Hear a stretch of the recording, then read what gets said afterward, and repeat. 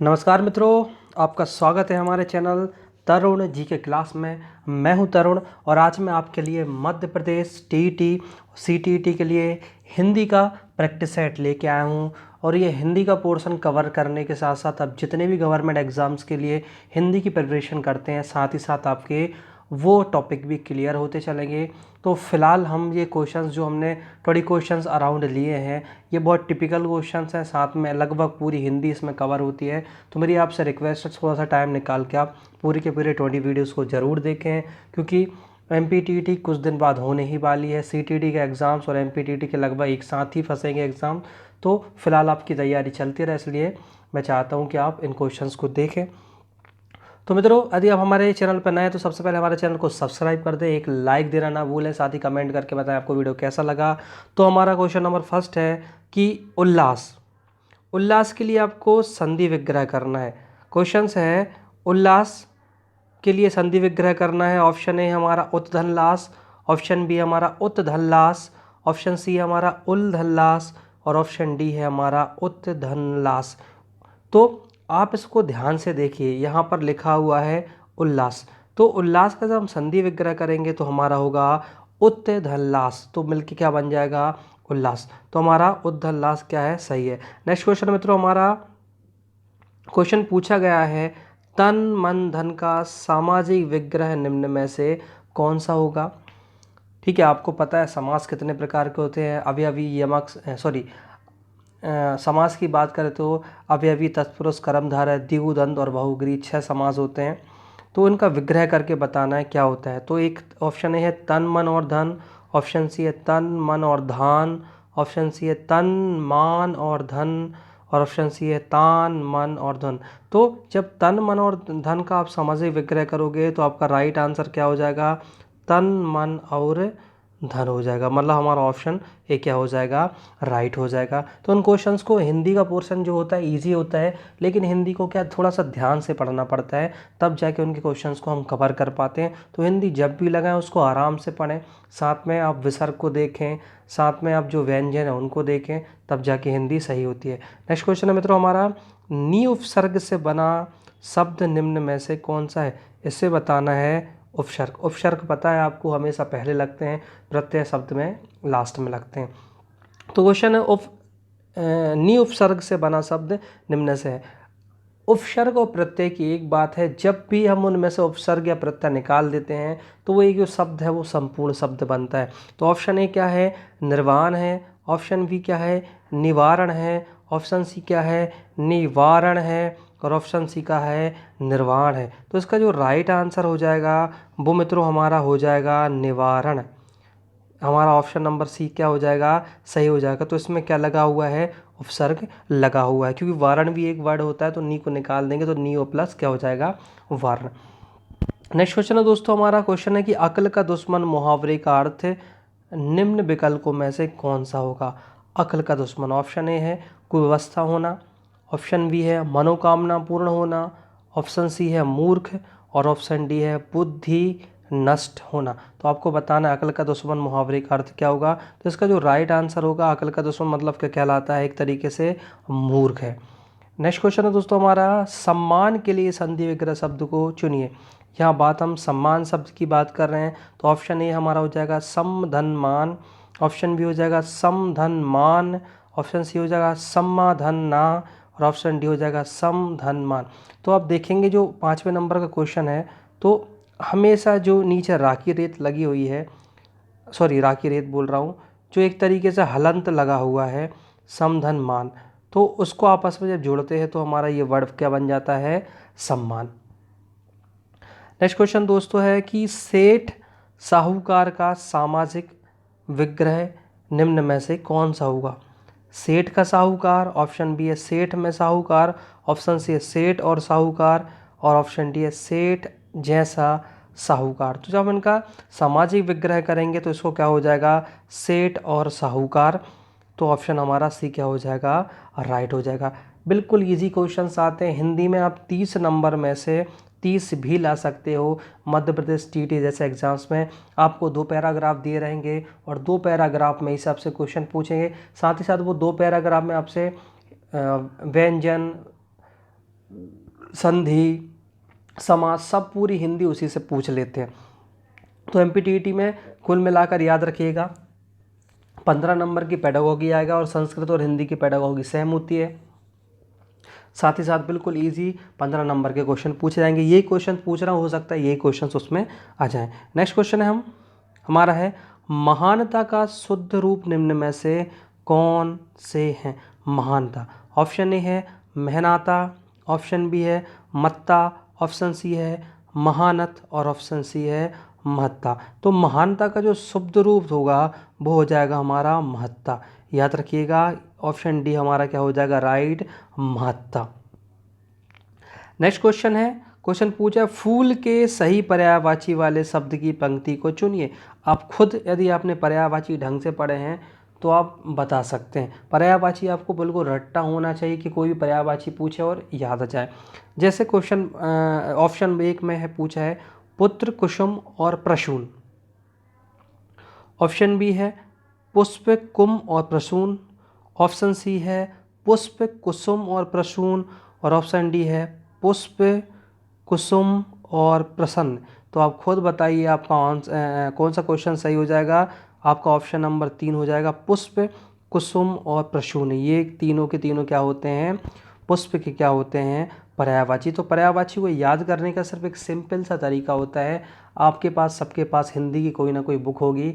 पर्यायवाची रोज़ आपको 5 बस याद करना है और पहले वाले 5 याद करो। जब सेकंड डे उठो तो पहले वाले 5 को याद करो, फिर दूसरे 5 को याद करो, फिर थर्ड डेज में आगे के जो 10 याद किए उनको रिवाइज करो, फिर आगे के 5, ऐसे करते करते आपको पूरे पर्यायवाची याद हो जाएंगे। और हिंदी एक ऐसा सब्जेक्ट है, आजकल मध्य प्रदेश के कोई भी गवर्नमेंट एग्जाम्स यदि आप देते हैं तो हिंदी सब्जेक्ट तो बिल्कुल कंपलसरी है। मैं बात करता हूँ मध्य प्रदेश एसआई की ही बात करूँ तो एमपी एसआई में सिर्फ 70 मार्क्स की तो हिंदी ही आती है, जिसमें लोग 67 तक नंबर ले आते हैं और 30 मार्क्स की आती है इंग्लिश। तो जो हिंदी का रेशियो जो होता है वो बहुत इंपॉर्टेंट रोल होता है, तो इसलिए हिंदी को आप समझ के पढ़िएगा। नेक्स्ट क्वेश्चन हमारा, जिसका आकार ना हो के लिए एक शब्द निम्न में से कौन सा होगा। जिसका आकार ना हो, ऑप्शन ए है निरकार, ऑप्शन बी है निरंकार, ऑप्शन सी आकार और ऑप्शन डी है निराकार। निराकार मतलब कि जो दिखे ना या जिसका आकार ना हो, तो निराकार वर्ड सही हो जाएगा। जैसे मैंने बोला कि भगवान एक निराकार है, मतलब जो ईश्वर है उसकी आपको इमेजेस नहीं पता है, आपको उसकी आकृति नहीं, तो अपन बोलते ना कि भगवान कण में विद्यमान है, मतलब भगवान क्या है, निराकार है। नेक्स्ट क्वेश्चन है, न्याय शास्त्र का ज्ञाता के लिए एक शब्द निम्न में से कौन सा होगा। इसमें बात करिए न्याय शास्त्र। ऑप्शन ए है न्याय ज्ञाता, ऑप्शन बी है न्यायाष्ट, ऑप्शन सी है न्यायिक और ऑप्शन डी है न्यायिक। तो इनमें से एक शब्द क्या होगा न्याय शास्त्र का ज्ञाता के लिए, न्यायिक। आप यहीं के यहीं इनको याद कर लीजिए। न्याय शास्त्र का ज्ञाता जानता उसको क्या बोलते हैं, न्यायिक बोलते हैं, याद रखिएगा। ठीक है। नेक्स्ट क्वेश्चन है, अव उपसर्ग से बने शब्द निम्न में से कौन सा होगा। यहाँ पर बात कर रहे हैं अव उपसर्ग। एक होगा अवनति, ऑप्शन बी है अविकल, ऑप्शन सी है अभिन्न और ऑप्शन डी है अविवाहित। तो इसका जो राइट आंसर हो जाएगा वो हो जाएगा अवनति, अवधन्नति। याद कर लीजिएगा, इसका मतलब क्या होता है, अवधन्नति तो बन जाता है अवनति, और अव क्या लगा हुआ है, उपसर्ग लगा हुआ है। तो उपसर्ग और प्रत्यय जब निकाल देते हैं ना हम, तो एक शब्द बन जाता है और उसका कुछ ना कुछ मीनिंग होता है। नेक्स्ट क्वेश्चन है, पृथ्वी के लिए सही पर्यायवाची शब्दों को आपको चुनना है। अब पृथ्वी के जिसको पर्यायवाची याद होंगे तो वो विदिन अ सेकेंड्स बता देगा। ऑप्शन ए है भू, वसुधा, धरित्री, भू, भूमिजा, धरती, ऑप्शन सी है भू, भूमि, धरती और ऑप्शन डी है भूधर, भूमि और धरती। तो इसका जो राइट आंसर हो जाएगा वो हो जाएगा भू, भूमि और धरती। याद कर लीजिएगा आंसर, भू, भूमि और धरती क्या है, ये हमारे पृथ्वी के क्या है, पर्यायवाची। नेक्स्ट क्वेश्चन है हमारा कि यथार्थता का शुद्ध रूप निम्न में से कौन सा है। यथार्थता की बात कर रहे हैं। ऑप्शन ए है इस टाइप से लिखते हैं यथार्थता को, ऑप्शन बी है यथार्थता, ऐसे लिखते हैं, इसमें या की मात्रा बड़ी लगी हुई है। ऑप्शन सी है यथार्थता, ऐसे लिखते हैं। या ऑप्शन डी है यथार्थ। तो यथार्थता का जो शुद्ध रूप क्या हो जाएगा हमारा यथार्थ हो जाएगा। इसको आप याद कर लीजिएगा, यथार्थ। नेक्स्ट क्वेश्चन है कि एकाग्र चित्र का निम्न में से कौन सा सही विलोम शब्द है। एकाग्र चित्र का निम्न में से कौन सा विलोम शब्द आपको बताना है। आप एकाग्र चित्र हो तो उसका अपोजिट क्या होता है। ऑप्शन ए है अनिमनस्क, ऑप्शन बी है अनमनस्क, ऑप्शन सी है अन्यमनस्क और ऑप्शन डी है अन्यमनस्क। तो कुल मिला के प्रोनाउंसिएशन तो वही आ रहे हैं, लेकिन आपको उनकी स्पेलिंग बताना है और विलोम शब्द भी बताना है। तो इसका अपोजिट क्या होगा। तो इसका राइट आंसर हो जाएगा अन्यमनस्क, मतलब कि हमारा ऑप्शन बी क्या हो जाएगा, राइट हो जाएगा। तो भैया यहीं के यहीं याद कर लो, एकाग्र चित्र का जो अपोजिट मीनिंग क्या होता है, अन्यमनस्क कहलाता है। यहीं इसकी स्पेलिंग भी आप याद कर लो, हो सकता है MPTT में यह आ जाए। नेक्स्ट क्वेश्चन है ऋणात्मकता का विलोम शब्द क्या होगा। ऋणात्मकता का सबको पता है धनात्मकता होता है या धनात्मक होता है। तो हमारा ऑप्शन नंबर कौन सा हो जाएगा, हमारा ऑप्शन नंबर सी क्या हो जाएगा, राइट हो जाएगा, धनात्मक। नेक्स्ट क्वेश्चन है ईया प्रत्यय से बना शब्द निम्न में से कौन सा है। यहाँ पर अब आपको ईया प्रत्यय बताना है। तो ऑप्शन नंबर है अरियल, ऑप्शन बी है चतुराई, ऑप्शन बी है खटिया और ऑप्शन डी है पहुनाई। तो इसका जो राइट आंसर हो जाएगा वो हो जाएगा खटिया, खट धन ईया, तो बन गया खटिया, याद रखिए लिखा ना। नेक्स्ट क्वेश्चन है दोस्तों हमारा कि इसमें हमको अलंकार पहचानना है। क्वेश्चन ये है हमारा कि चरण धरत चिंता करत भावे नींद न सोए, सुबरन को खोजत फिरत कवि व्यभिचारी चोर। तो बताना इसमें से अलंकार कौन सा है। तो ऑप्शन ए है रूपक अलंकार, ऑप्शन बी है श्लेष अलंकार, ऑप्शन सी उपमा अलंकार और ऑप्शन डी है उत्प्रेक्षा अलंकार। तो इसका जो राइट आंसर हो जाएगा वो क्या हो जाएगा, श्लेष अलंकार हो जाएगा। इसको आप याद कर लीजिए। नेक्स्ट क्वेश्चन है, इसमें भी हमको रस बताना है कौन सा रस है। जो संपत्ति शिव रावण ही दीन दय दसमाथ, जो संपदा विभीषणा ही सकुचि दीन रघुनाथ। में बताना है कौन सा रस है। पहला ऑप्शन है शांत रस, ऑप्शन बी है वात्सल्य रस, ऑप्शन सी है रौद्र रस और ऑप्शन डी है वीरस। तो इसका आंसर क्या हो जाएगा हमारा वीरस, क्योंकि आपको ये दोहा पढ़ने के बाद एक तरीके से क्या वीरस की प्राप्ति हो रही है। ऑप्शन उसमें क्वेश्चन ने पूछा था जो संपत्ति शिव रावण नहीं दीन दय दसमाथ, जो संपदा विभीषण नाही सकुच दीन रघुनाथ। तो इसमें हो जाएगा हमारा कौन सा ऑप्शन हो जाएगा, डी वीरस। नेक्स्ट क्वेश्चन हमारा जो रहीम गति दीप की कुल कपूत सी होए, बारे उजियारो करे बड़े अंधेर होए। तो निम्न में से आपको अलंकार बताना। ऑप्शन है हमारा रूपक अलंकार, ऑप्शन बी है हमारा श्लेष अलंकार, ऑप्शन सी हमारा उपमा अलंकार और ऑप्शन डी हमारा उत्प्रेक्षा अलंकार। तो इसका जो राइट आंसर हो जाएगा वो क्या हो जाएगा हमारा श्लेष अलंकार।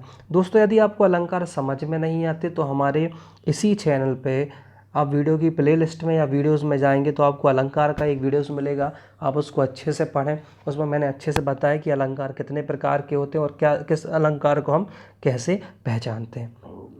नेक्स्ट क्वेश्चन हमारा और लास्ट क्वेश्चन है। क्वेश्चन पूछा है आजू की छबीली छवि छटा चित्त वेदी रही, कहीं नहीं जात कछु कौन गति भई। निम्न में से कौन सा रस है, भक्ति रस है, अद्भुत रस है, रौद्र रस है या श्रृंगार रस है। तो इसका जो राइट आंसर हो जाएगा वो क्या हो जाएगा हमारा श्रृंगार रस, क्योंकि यहाँ से छवि की बात कर रहे हैं, कहीं ना कहीं श्रृंगार की चेष्टा हो रही है। तो इसका राइट आंसर क्या हो जाएगा हमारा श्रृंगार रस। आई होप दोस्तों वीडियो पसंद जरूर आया होगा और आप देखेंगे इनमें से कई क्वेश्चंस आपको बहुत सारे पेपर में मिलेंगे। तो आप वीडियो को ध्यान से पूरा देखें। यदि वीडियो अच्छा लगा हो तो एक लाइक करें, साथ में एक कमेंट करके बताएं वीडियो कैसा लगा और इस वीडियो को अपने फ्रेंड्स के साथ शेयर करें और चैनल को सब्सक्राइब करें। जय हिंद, धन्यवाद।